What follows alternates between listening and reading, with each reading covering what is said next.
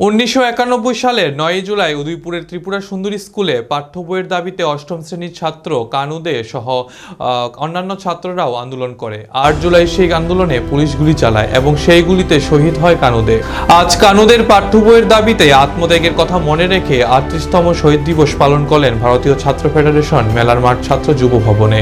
সেখানে উপস্থিত ছিলেন এসএফআই রাজ্য সম্পাদক সন্দীপন দে সহ অন্যান্যরা।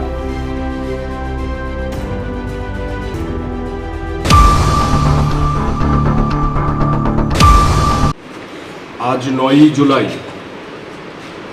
1991 সালের আজকের দিনে উদয়পুরের ত্রিপুরা সুন্দরী স্কুলের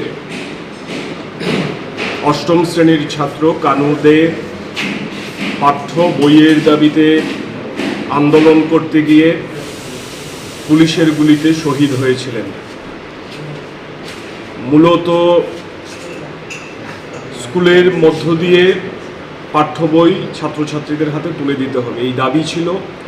বিদ্যালয় শিক্ষা আধিকারিক যিনি উদয়পুরের, ওনার নিকটে ডেপুটেশন দেওয়ার জন্য ছাত্রছাত্রীরা সমবেত হয়েছিল 8ই জুলাই।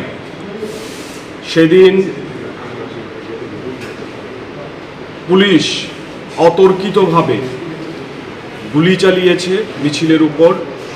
সেই মিছিলে কানু দে ছিলেন, তার গায়ে গুলি লাগে এবং হাসপাতালে ভর্তি করা হয়। পরদিন 9 জুলাই কানু দে শহীদের মৃত্যুবরণ করেন। আজকে আমরা যখন কানু দেকে স্মরণ করছি, আমরা দেখছি আমাদের দেশ এবং রাজ্যে একটা জটিল পরিস্থিতি তৈরি হয়েছে। শিক্ষার ক্ষেত্রে অচল অবস্থা তৈরি হচ্ছে। নিট নেট দুর্নীতি থেকে শুরু করে এই রাজ্যের মধ্যে পাঠ্য বই এখনও স্কুলে যায়নি, স্কুল বন্ধ করে দেওয়া হচ্ছে।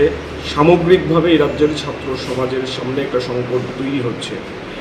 এই সংকট মোকাবিলায় ছাত্রদেরকে সমবেত করে লড়াইয়ের ময়দানে নামানো এখন সময়ে ভারতের ছাত্র ফেডারেশন, উপজাতি ছাত্র ইউনিয়নের মতো সংগঠনের মূল দায়িত্ব। এবং আমরা মনে করি এই লড়াই আমাদেরকে তেজিয়ান করতে হবে, আরও বেশি অগ্রসর করে নিয়ে যেতে হবে। এবং এই লড়াই বড় করার মধ্য দিয়েই আমরা কানুদের প্রতি শ্রদ্ধা জানাতে চাই। আমাদের লড়াইয়ের মধ্য দিয়ে, সংগ্রামের মধ্য দিয়েই কানু দে জীবিত রয়েছেন। কানুদের স্মৃতির প্রতি আবারও গভীর শ্রদ্ধা নিবেদন করছি।